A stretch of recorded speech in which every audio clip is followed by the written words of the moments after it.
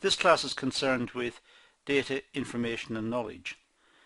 We will look at the distinction between the three concepts and also how important it is in the context of business. For a start, data, information and knowledge are the subject matter of communications, often used in organizational activities. So communications is the mechanism, is the channel. It's the way in which information and data and knowledge is passed around the organization. So communications is the process of moving data, information and knowledge around the organization. So this is the subject matter of communications. This is what communications is about. It's about moving the data, imparting the knowledge, informing the workers, providing information. It's the important part of communications. Communications is the way in which the data, the information and the knowledge is passed around. The terms are often used interchangeably. However, there is a big difference between data, information and knowledge, as we'll see in a few moments. So it's important to be clear as to what data is and what information is and what is knowledge. And we'll look at one model which differentiates these three concepts. They're very important because they're used for effective decision making. They're not just used for big decisions, they're used for day-to-day decisions. It's how organizations operate. They operate by communicating data and information and knowledge from one section to the next, from one person to the next person. And the organization is really a big mechanism for processing the data, the information and the knowledge. So it's very important for decision making, and it's very important for the day-to-day running of the business. Now let's look at one model that links this. This is called the DIKW model, and we'll see what that means in a second. But this model clearly illustrates the way in which the three concepts are linked. It was first introduced by Russell Ackloff, who categorized the four concepts in a pyramid. So we have four concepts, D, I, K, W, and he organized them in a simple pyramid to show how they're linked. And that's the pyramid. We have data at the bottom, information sitting just above it, knowledge above that again, and wisdom above it again, which gives us the DIKW model: data, information, knowledge and wisdom. At the very bottom we have raw data, and raw data is really not that useful. It forms the basis for information and hence for knowledge and for wisdom, but in itself it's not processed, it's just data. Something needs to happen to the data. It needs to be processed, it needs to be calculated or organized or presented, or it needs to be refined if it's going to become information. Information has meaning. Information is useful. Information is processed data. So there's quite a big difference between information and data. And when we have information, we can use it. We can use information in a certain context. That's what gives us knowledge. We have a lot of information. We don't use it all at the same time. We only use selected amounts of information depending on the context in which we're working. Depends on what we're dealing with. We extract the information that we need and we use it in a context. So knowledge is using selected amounts of information to solve a problem or to achieve some end. And wisdom is when we apply it. We know what information we need, we've selected it, that's our knowledge, and now we know when to apply this, and that's wisdom. So the model is moving from data to wisdom. It's moving from raw data without any particular structure, it's just data that's being collected or being received from some quarter, from statistics books or from government publications, or it could be customer surveys, or it could be whatever. It's just raw data. It doesn't mean anything until it's processed and it becomes meaningful information. Then we can use the information when trying to solve a particular problem. We're using the information in context, and finally we apply it. And that's wisdom. The first three concepts here, data, information and knowledge, these apply to the past. This is data that's been collected. So in that sense, data is historic. Data is in the past. It's what we've collected from the past. We've conducted a survey of customers. Well, that was in the past because we have conducted it in the past, and now we've got the information from that survey, which is our data, I should say. Now we process the data to become information. We calculate the average and the standard deviation or whatever it is we're going to do with the data, and then we can use this in the context of understanding the customers. So all of that is in the past. Wisdom really emphasizes the future through vision and design. It's knowing when to use particular pieces of knowledge. It's looking at knowledge and applying it carefully to look into future events or future situations that may arise, and knowing which part of the knowledge base that we've got can be brought to bear on solving a problem that could arise in the future. So it's more applied. So we have our wisdom, knowledge, information, data pyramid, and this is what links the various bits in our discussion in this session.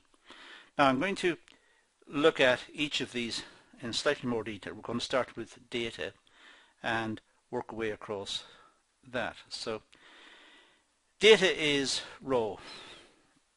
Data, this includes symbols or signals such as words, diagrams, numbers, images, sensory readings of light, smell, touch, taste. It's raw data. It doesn't mean anything in itself. It is just data. It's just a diagram or a set of numbers or some images. It's just data. It's not telling us anything. It has no meaning or significance beyond its existence, and can exist in any form and in its degree of usability. So data is just what we observe. We may pick it up sensory through our senses, I should say. We may pick it up by touch or by taste or by smell. It may be something we hear. It's just data. We need to interpret the data. We need to make sense of it. The purpose of data is to record activities or situations in order to paint a picture of an event. Therefore, data is historic unless used for forecasting purposes. So data is in the past. Data, it's what we experienced in the past. We may have heard something in the past. It could be a set of numbers we saw previously. It's in the past. So data is just a set of observations, a set of facts, presumably, that we've observed. But in itself, it doesn't mean anything. It doesn't make any sense. So, in that sense, data is raw. We could have some data like we've got on the screen at the moment. It could say data, which is just raw. Raw means it's not processed. And the data could be, it says, it's red. So we observe it as red, and it's got a number, quite a big number in this case, and it's got a little code, V03S. Doesn't mean anything. It's just data. What does that mean? Red 990.094, etc. What's all that about? It's just data. Doesn't mean anything. We need to move to information. Information is the process of transferring data into meaning. Data has no meaning unless it's been processed in a form that can be understood by individuals and used for a purpose. So information is processing the data so it becomes useful. It can be understood. And processing it means that it can be used for a particular purpose. We're not just processing the data for the fun of it, we're doing it for a particular purpose. So information must be processed data which is meaningful. It must move away from just being a set of figures or a set of diagrams or just data. It must be meaningful. When it's processed, it must mean something. The observer, the person who's processed the data, must understand what the data is portraying. And it must be processed for a purpose. The purpose may be to understand the data, or it may be a purpose to collect data, let's say from customers, so as to work out customers' expectations or their spending patterns or lifestyles or whatever. But the data itself has been processed for a purpose. The purpose is understanding the customers. The purpose is to increase sales or more effectively market the product. So it's the information uses the data, uses the data to achieve some understanding, some meaningful interpretation of the data, and it's done for a purpose. And it's interpreted so that it is understood by the recipient. When the data is processed, it must be understood. If it's processed and it's not understood, it's not information, it's still data. So the techniques that are used for analyzing the data to turn it into information, these techniques should be understood by the recipient, by the person who's looking at the data. So it's pointless getting a set of data and applying some extremely sophisticated statistical technique that the ordinary person who's going to use the information will not understand. If that person doesn't understand the statistical technique, then it ceases to be information. It's still data. They still have no idea about what the data is saying. So it must be interpreted and understood by the recipient. So we have three components of information. The data must be meaningful. The processed data must be meaningful. It must be done for a purpose, and it must be interpreted and understood by the recipient. Let's look at some examples of information and data. Just quickly go through a few examples. Well, we have the population census, which is conducted by the government every so many years. It tries to collect information about how many people in the country, what their age is, where they live, what they work at, and so on. And when we have the data, which is the population census, then the information could be how many people of a certain age are there. Now that's information. That could be useful. It could be useful in business, it could be useful in the provision of health care. A customer survey results. If customers are surveyed, then it may be possible to work out if customers were happy with a particular product or not happy with a particular product.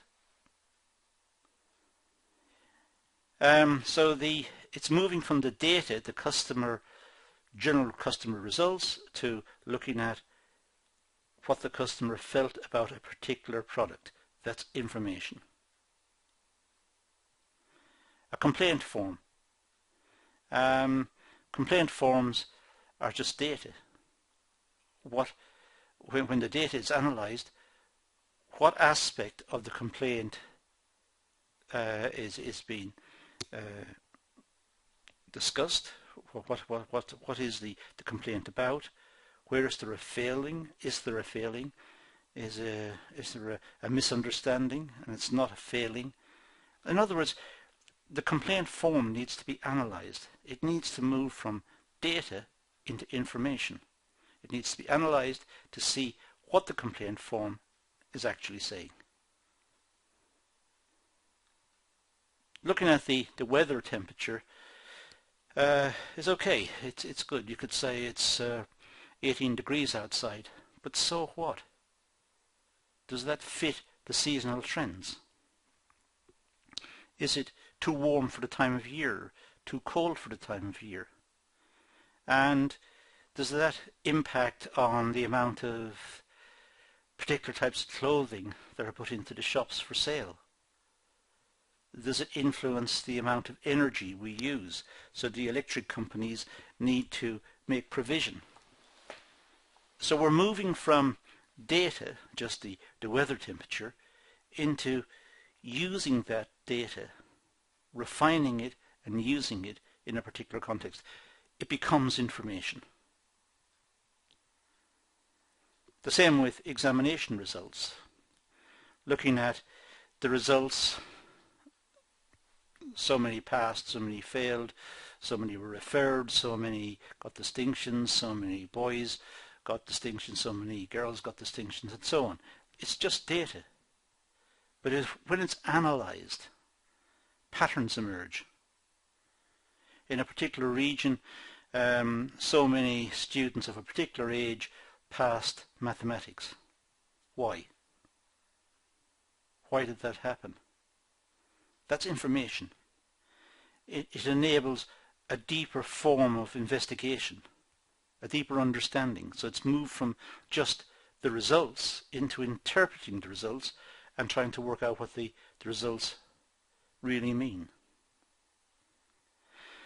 Sales records don't tell us very much. They just tell us that the company sold so much, the shop sold so much in a given time period. But which products sold most? That's information.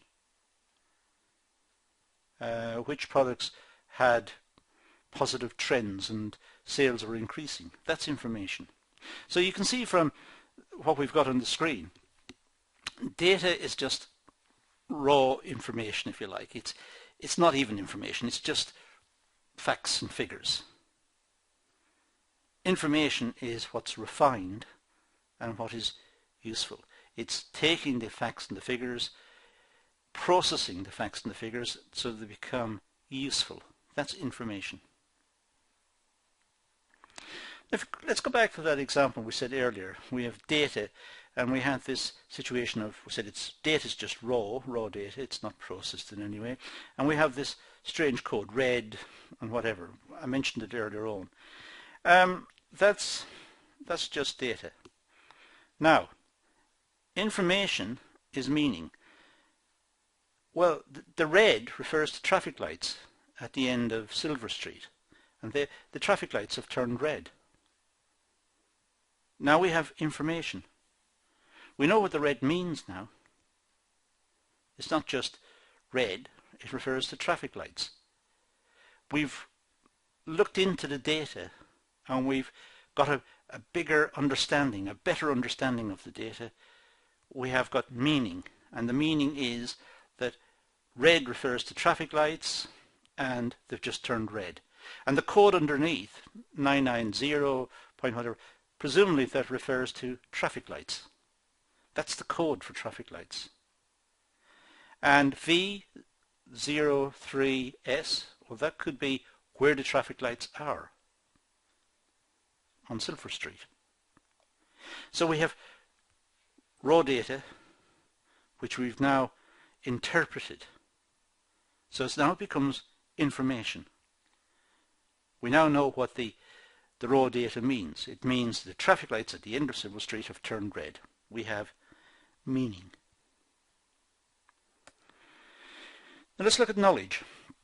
Knowledge resides within people's minds. It's the collection of information along with experience.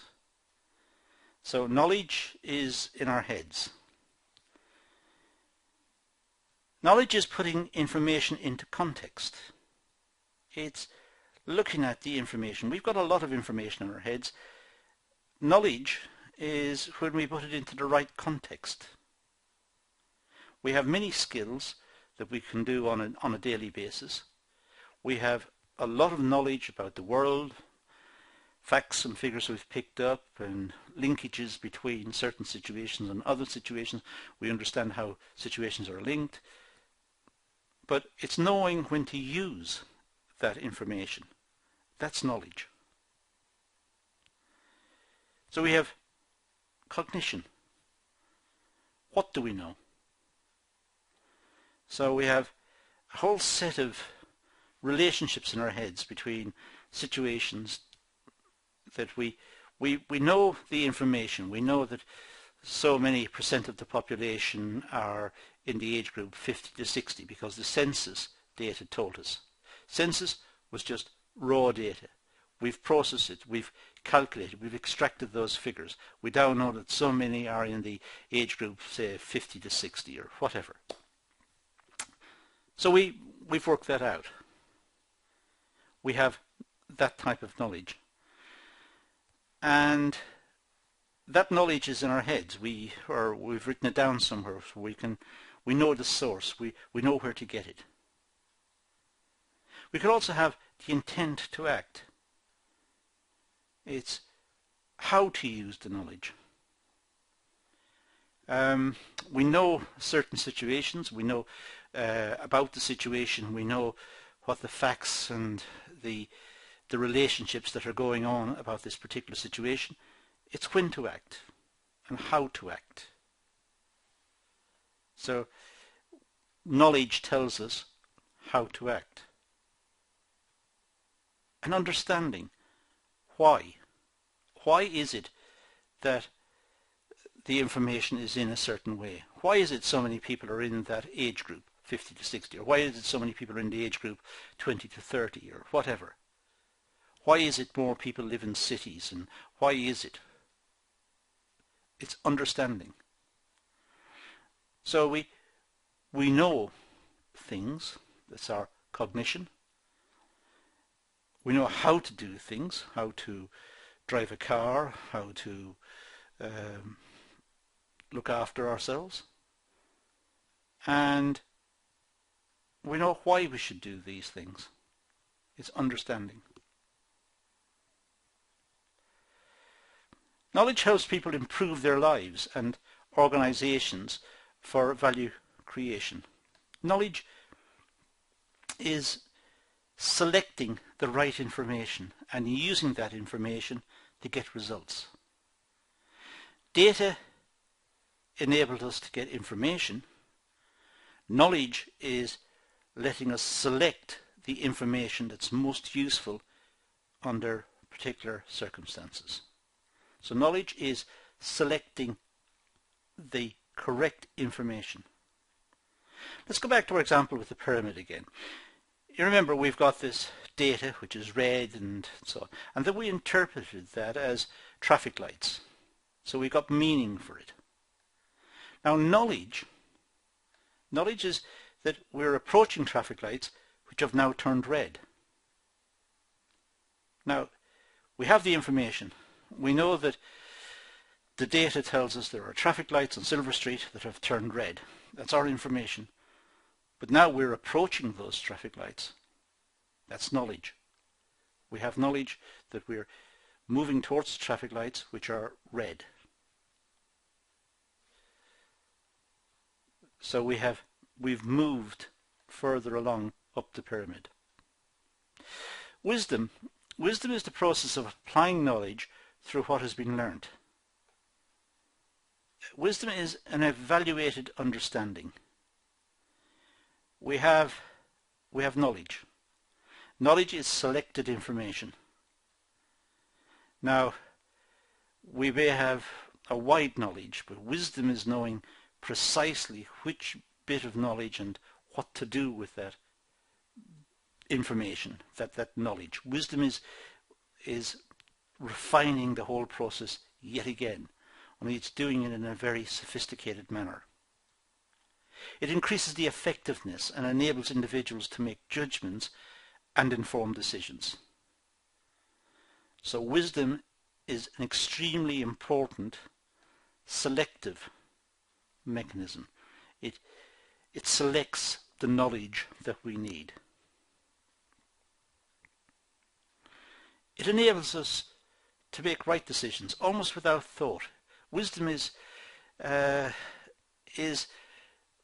selecting knowledge, but it's selecting it in a very fast and appropriate manner. It's selecting because the person who has knowledge knows which information is important in that situation.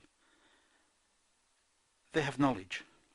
They know the information that they need to make appropriate decisions. If we look at the pyramid, if we go back to knowledge, we were approaching the traffic lights. Wisdom, which is applied, stop the car. And it's done almost automatically. It's selected in a very routine sort of way. It's because the person has wisdom, the wisdom about driving a car in this context, and knowledge tells the person that they know where they are in the car, they know where the car is, they know where the traffic lights are, they're approaching the traffic lights, that's the knowledge. Wisdom, stop the car. They know if they stop the car, they're doing the right thing, they're going to avoid an accident. If they carry on driving through the red traffic lights, it's dangerous to themselves and to others, it could cause an accident, and it's illegal and so on. So, wisdom is the applied part of this situation. So now we have our full model, DIKW. And that's what the full model looks like. Now in organizations, in order to achieve an organization's objectives, the organization requires people, money, machinery and resources. Economists would say it requires the factors of production. Now, data, information and knowledge are important components in an organization's activities as they must be used appropriately. Data must be processed using the right media so that employees can understand the information. So it's important within organizations that data is collected. Not any data, appropriate data. And that the data is then transformed into information. So it becomes useful. And then it becomes knowledge because the managers are able to extract the appropriate information to solve particular problems. That's knowledge. And if the managers are very skilled, they will have wisdom. They know what the knowledge means, so they're able to plan ahead more effectively. The same way as the driver, when the traffic lights were red, the driver applied the knowledge to stop the car. That was wisdom. Managers can take the knowledge that they've got from the information which they got from the data, and now they can select which part of the knowledge they want to use, and that leads to good decision making.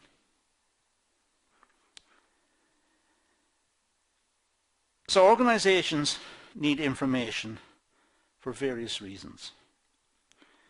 And let's look briefly at why organizations need information. Well, first of all, for planning.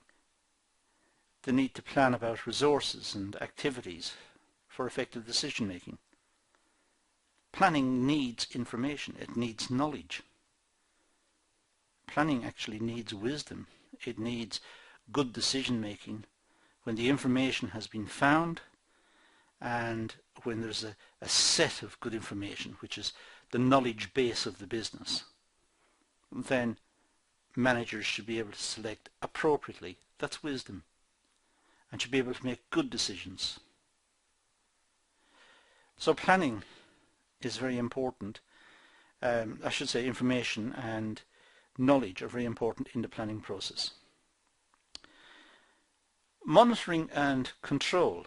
There needs to be control over activities, over resources and plans. Information is needed to assess whether plans are running to schedule.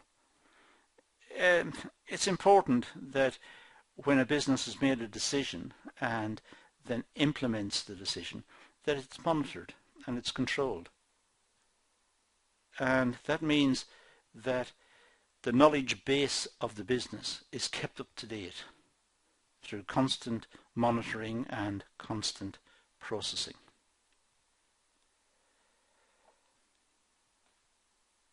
It's also important that organizations record transactions.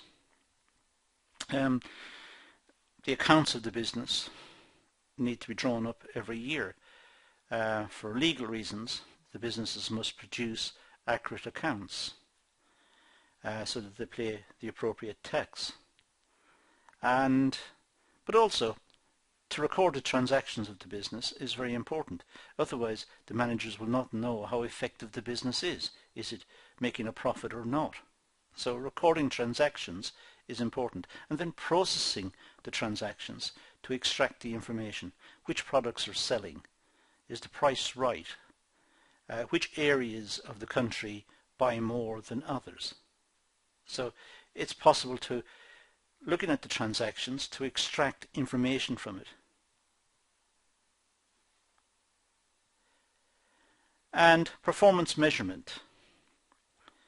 It's important to be able to work out where costs occur, what determines the level of costs, what determines the level of sales, what's the profitability of particular products, and how to benchmark the performance of the business against similar businesses, if that's possible, just to see how successful is the business compared to others in the same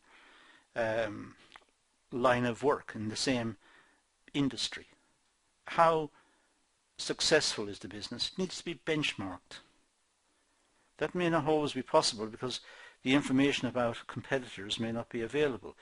But just generally looking at the performance of competitors, looking at how well they appear to be doing, is a form of benchmarking. And this provides information about the business, whether it's successful or not. So in this session what we've looked at is data, information, knowledge and wisdom. And we've looked at how the three are important. They are very distinct concepts. Data, moving to information. Information is the supply of information within the business. It's the processed data which tells the business how it's performing, or what its sales are like, or what its costs are. And that becomes the knowledge base of the business. So that's knowledge. And then the wisdom is when the managers select the correct knowledge, the correct information, and apply it to make effective decisions. So it's an extremely important concept, inquiry into these three components. After we've looked at these, of course, we need to communicate them, and that's a completely separate subject and the subject of other videos. That's all I'm going to do in this session. I'm going to leave it at that and say thank you for watching.